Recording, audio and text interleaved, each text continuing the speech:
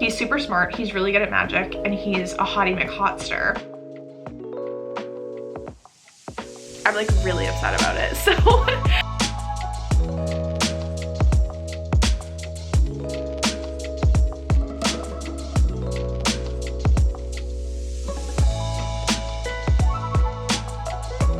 Good morning! Happy days 5 and 6 of vampathon.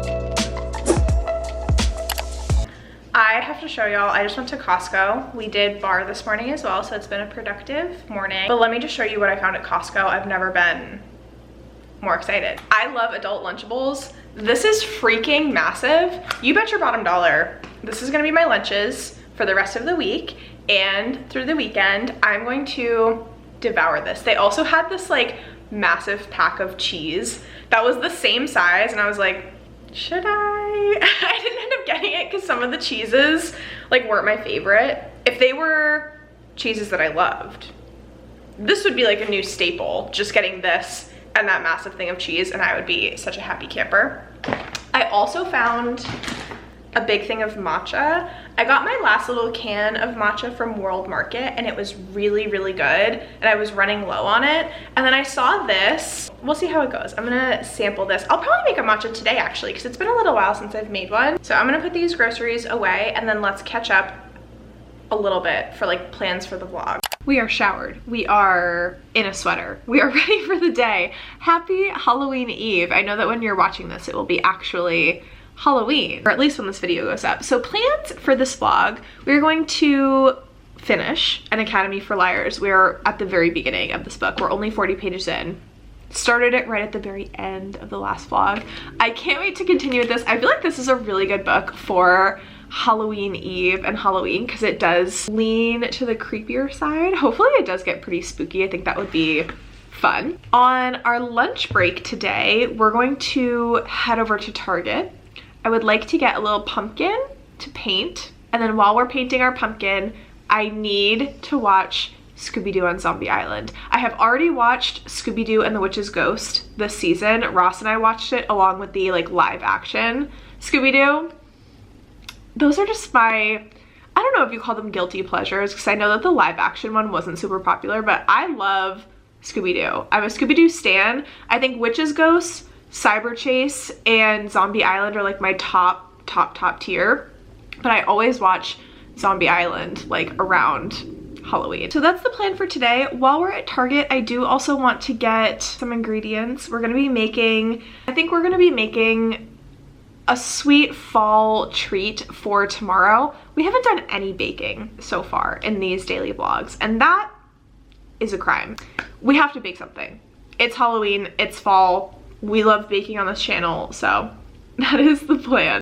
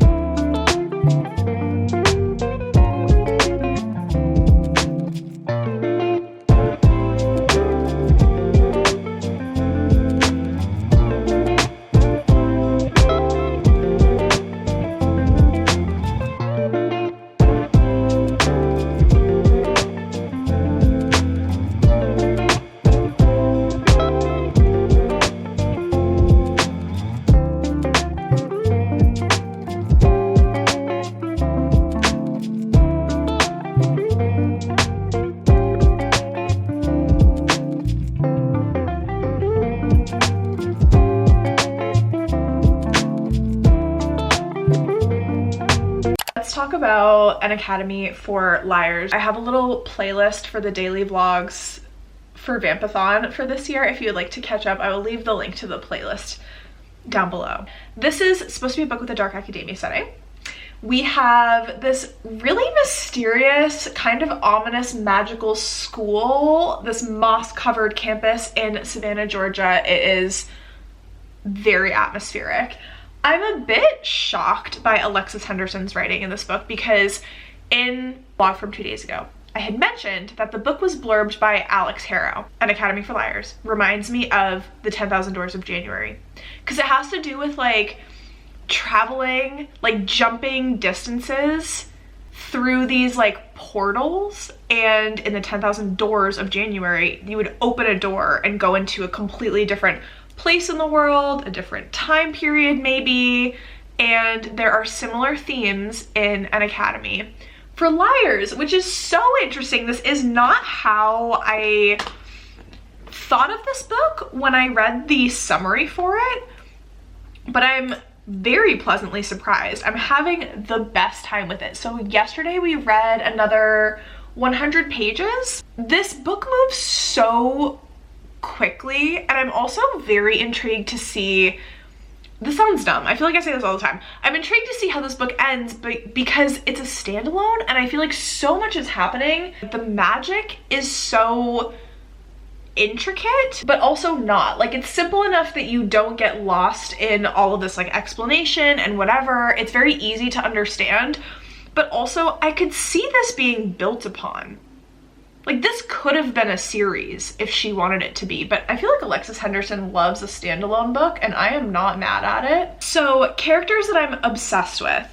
I do really like our main character, Lennon. I think that she is complex enough to keep me very interested about what her next decision is going to be. I'm also very, very, very interested in her advisor, Dante, who is the preppy tattooed man I keep talking about, because his magic is supposed to be like genius level. Like, there's certain people in the history of this magical school that are just next level, head and shoulders above the rest. Lennon has the opportunity to really become a very distinguished magic user, and everyone is just thirsting after her advisor, obviously, because he's super smart, he's really good at magic, and he's a hottie McHotster. We've gotten to the point where she's been attracted to him at first sight. She was like, he's a hottie.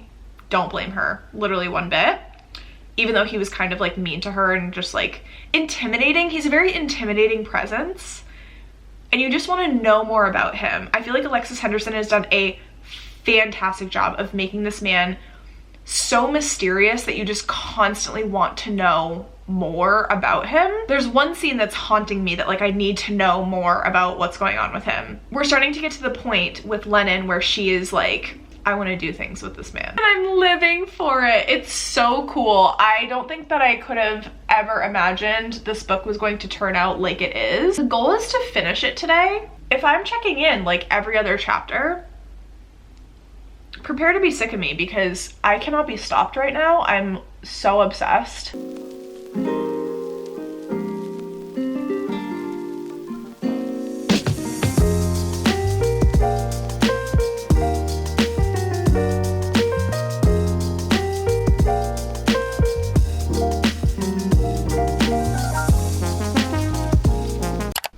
I don't think I could have asked for a more wonderful afternoon reading a book that I am literally obsessed with, listening to vintage autumn lo-fi, and reading on the comfy couch with my blanket on in the afternoon sunshine. Like, I'm living. I needed to read this passage because our last update we talked about Lennon starting to have feelings for her advisor Dante, who's a hottie McHotster. They portaled to Amsterdam for like a lesson that he's teaching her.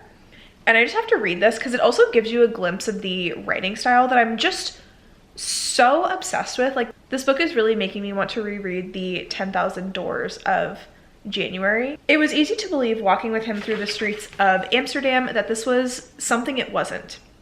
In fact, Lennon indulged in that very something, allowed herself to imagine what it would be like to be with him, how it would feel to slot her fingers into the spaces between his, or to trace the outlines of the moth tattoos on the backs of his hands. She knew, of course, that it wasn't real, but in the moment, it almost felt like it. I don't know if that paragraph is like something super special, but it's just like, I don't know, I just feel like it's touching on something very intriguing. I find this book so thought-provoking. I feel like I keep saying intriguing, fascinating, interesting.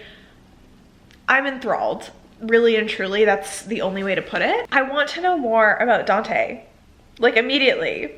Give it to me now. We're about halfway, almost halfway through, and things are really picking up. There's a lot of conflict that's starting to develop. I feel like Lennon is in kind of a precarious spot with her classmates, with her classes, with the university as a whole. I'm just thriving.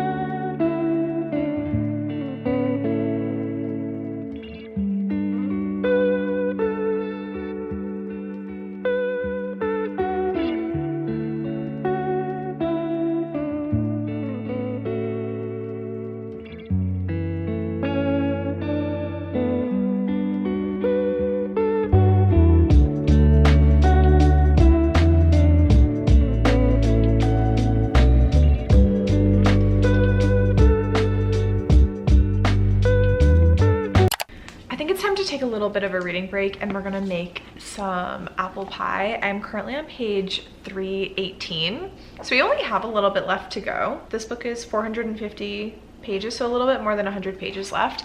I think I'm really only gonna have time to finish this tonight because I want to edit this video and have it go up at like a reasonable hour. I don't know what that means, but not like super duper late.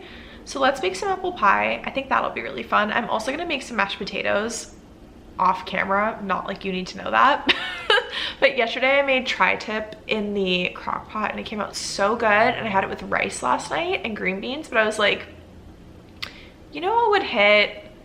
Mashed potatoes. And then with apple pie as a dessert for dinner tonight, you can't go wrong. That just sounds like the ultimate comfort food. So while we still have some pretty light, let us bake some goodies. I'm not gonna give an update about An Academy for Liars just yet because this is a book I feel like going into it knowing less, you're going to enjoy it more. And also every chapter ends on a cliffhanger. Every chapter is very suspenseful. You really never know what's gonna come at you next. But I want to see where this is going. Like the second half of the book has definitely taken a turn and I can't tell if I like the turn or not. The worst part about making apple pie, same thing with the worst part about making mashed potatoes, is that you have to peel things. Peeling, not it for me. Chopping, love a chop. Also, I'm hoping that I have more than 4 apples, but like we hate peeling things, so I'm hoping that 4 apples will be enough, right? Like 4 apples?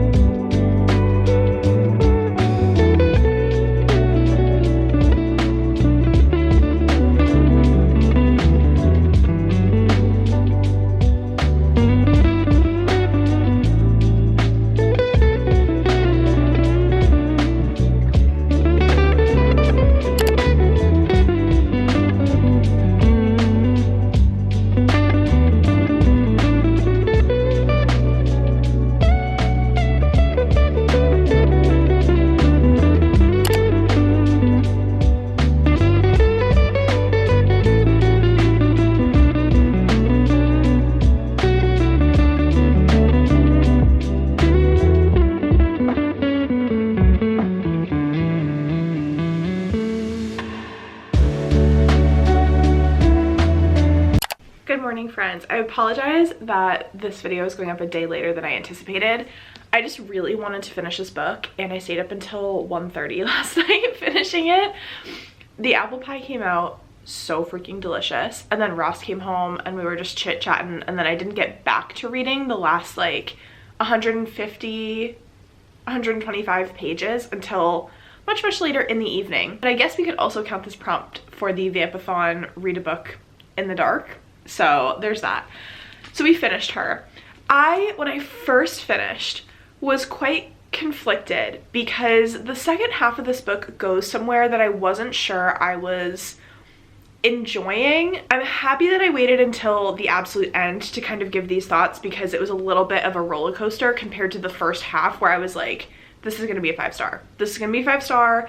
That's why when things started switching, I needed more time with it to like see where we were going. My biggest complaint about this book is that it's not a series. If this was a start to a series, I would be throwing my money at Alexis Henderson for the next book. I think that is my like issue, that this is a standalone. She had to finish it in one book, when I think that there was so much more to this story that could have been expanded upon, even if it was just a duology. I would have been really intrigued to continue on this magical journey with her, to continue to see her refine her powers along with her classmates.